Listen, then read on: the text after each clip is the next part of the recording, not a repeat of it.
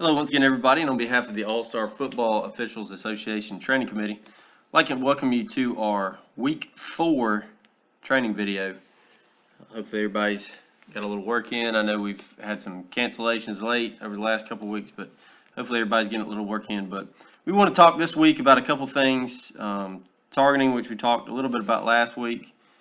We also want to talk about low blocks in shotgun by offensive linemen.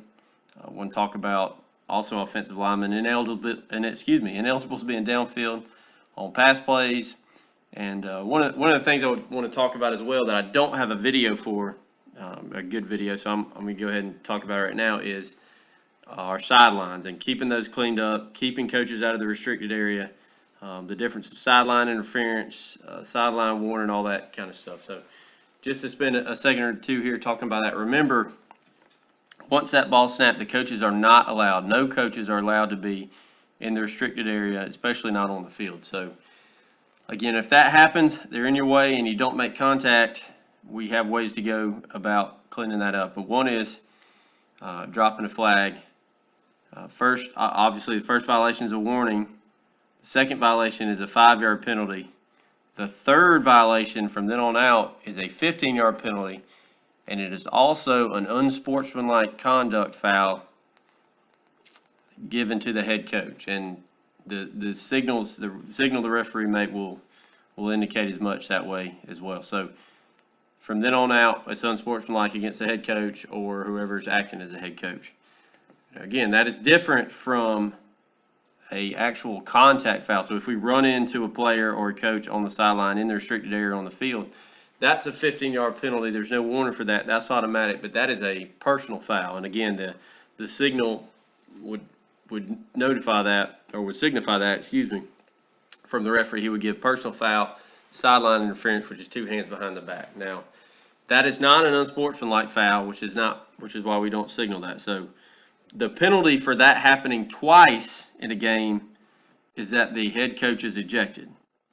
But with that being said, again, it's not unsportsmanlike. So if we have running into the coach, or we run into somebody on the sideline in the first half, and we have an unsportsmanlike foul on the coach in the second half, that doesn't equal to unsportsmanlike. Again, like I said, because we don't have an unsportsmanlike for the foul for actually running into him on the sideline. So just keep that in mind as you go along. We've had several issues with that first couple weeks, and sidelines have been an issue. But again, remember, we got the flag. We can tell them to back up. A warning, 5, 15 going from there. But if you run into one on the sideline, especially if you're backpedaling, that's where you can get hurt, stuff like that. So no leeway there. That's not a warning.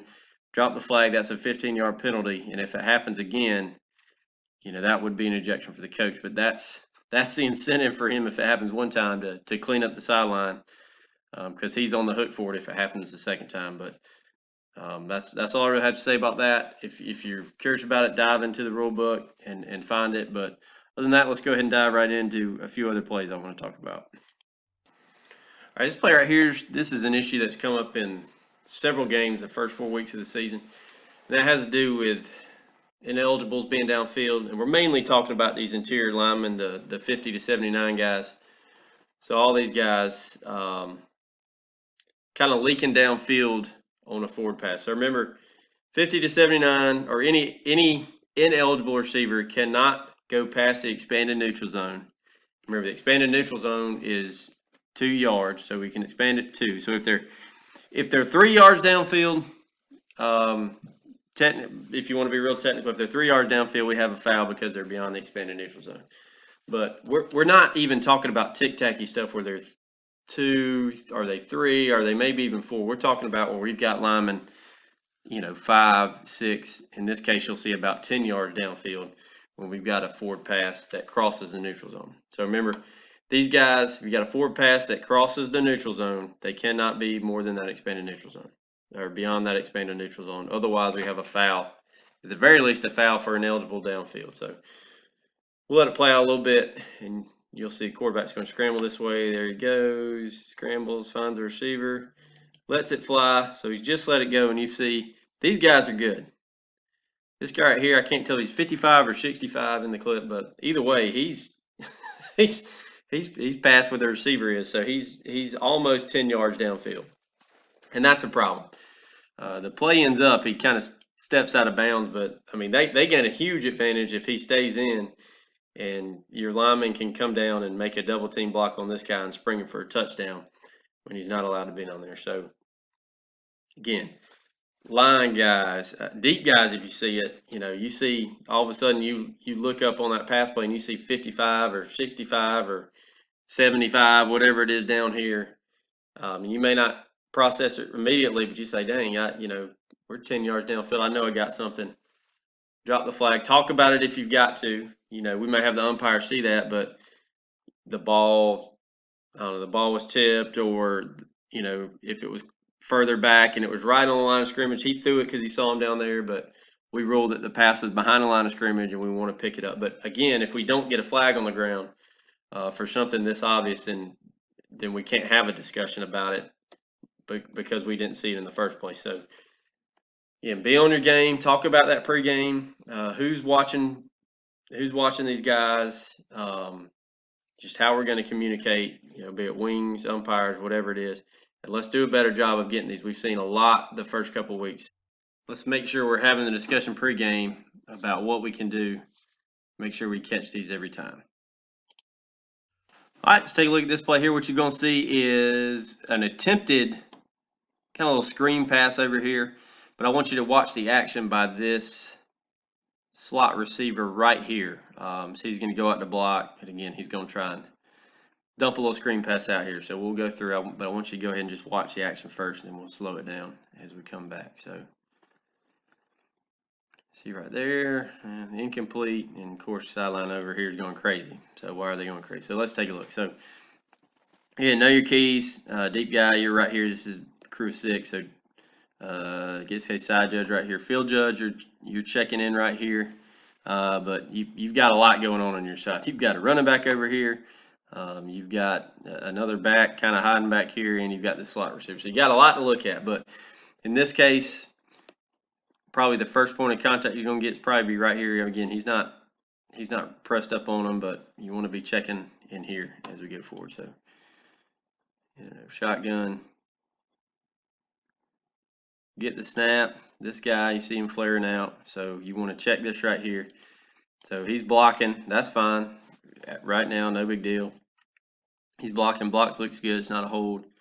Then all of a sudden, wow, the pass just happens to be right here. So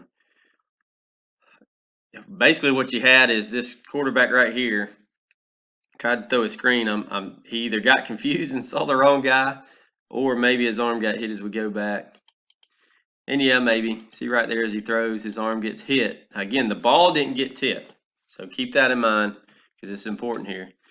The ball does not get tipped. His arm gets hit. If the ball gets tipped, that changes everything. It changes, whether or not we can have pass interference on this play. But in this case, it doesn't. It just his arm hit. So let's look at what happens next. So this block's okay as long as the ball does not go beyond the line of scrimmage, which the line of scrimmage you see right here is basically the 2019, wherever they snap from.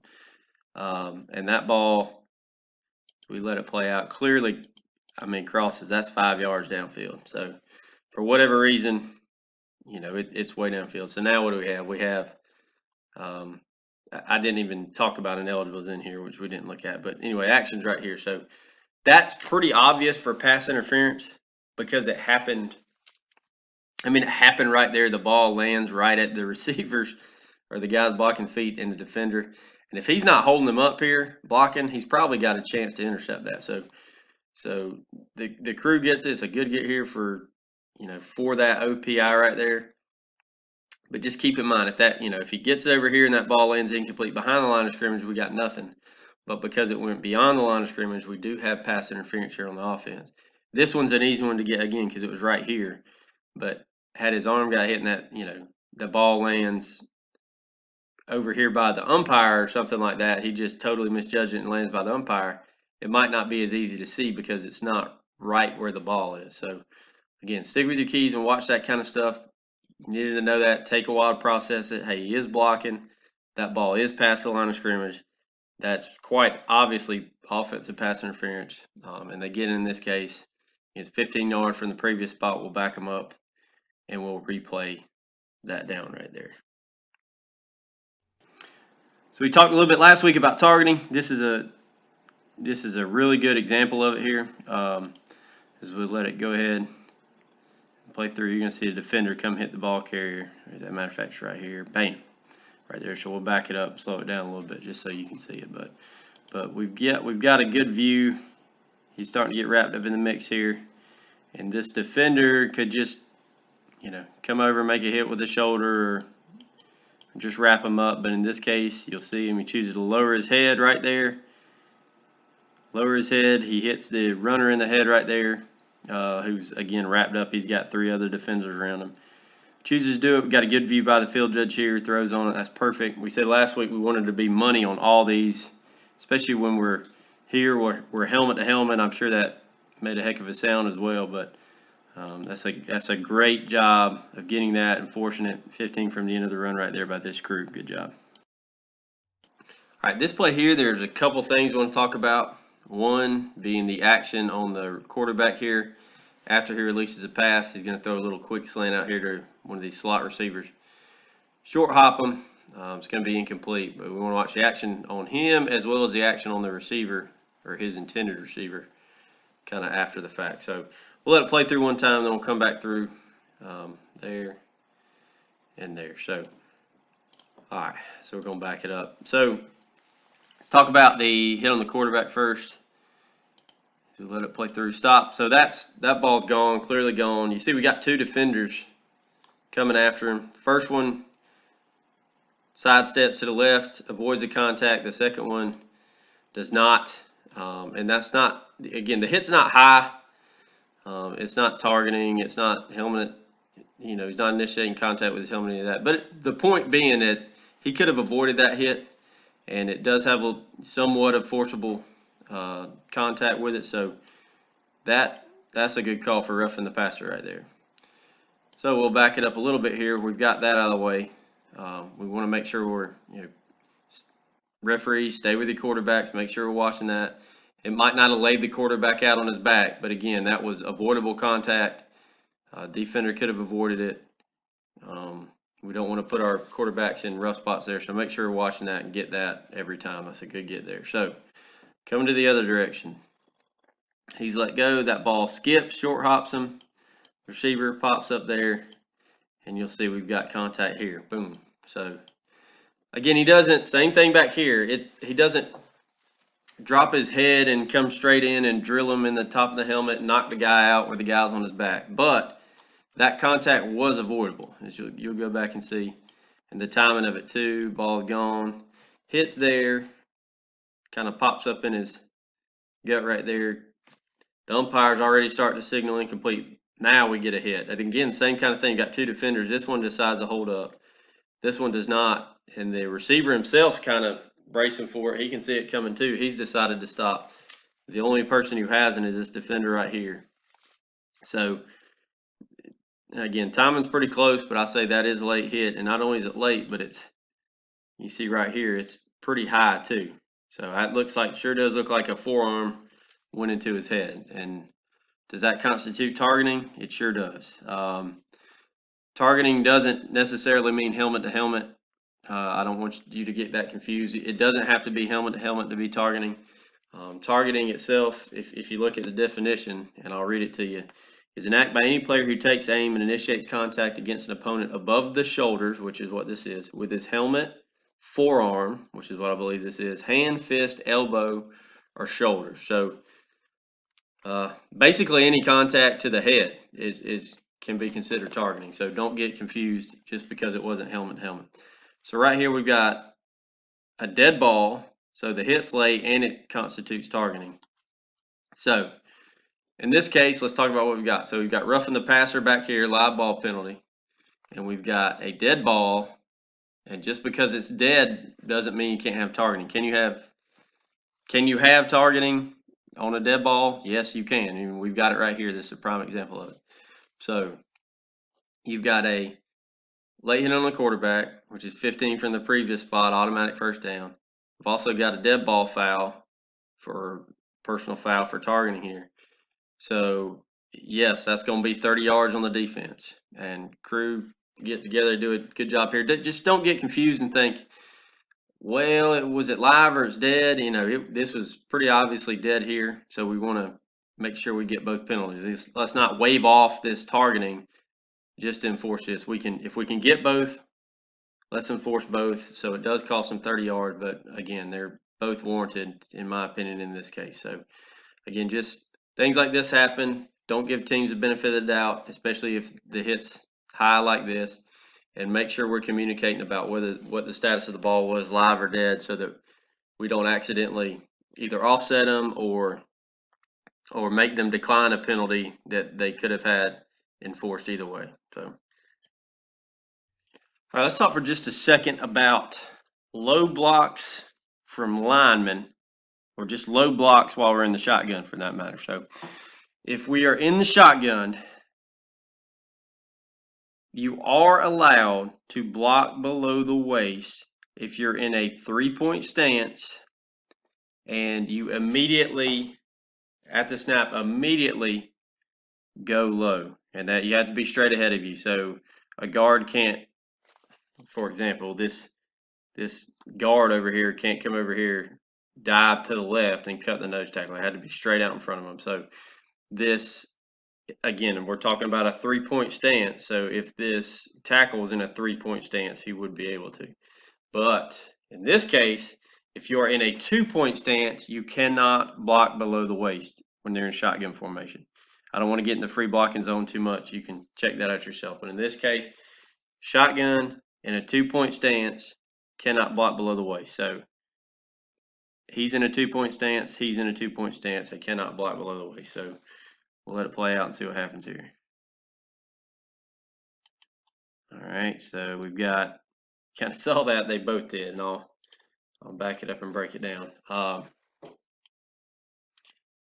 So right there, you see this guy, he goes low. That is a block below the waist. He doesn't do much, but it's not really a whiff. I mean, if he catches any part of him down here, that guy had to do everything. It was everything he could to get out of the way to keep his knee from buckling there. So that's not a whiff where the dude went around him or he just laid there. That's a block. That's a block below the waist. Same thing here.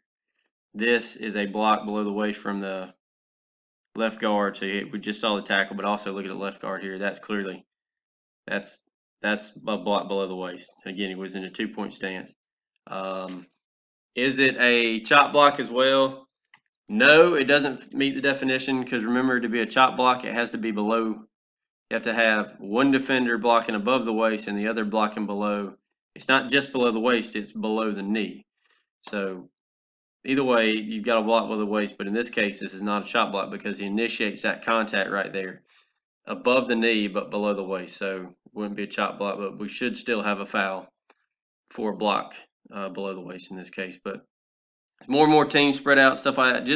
Just look for it. I know officials get confused, coaches get confused, but wing guys, umpires, you just got to make sure, look for that. If you see guys in 2-point stance, that we're watching for that. That way we don't get a lineman hurt for an illegal block below the waist.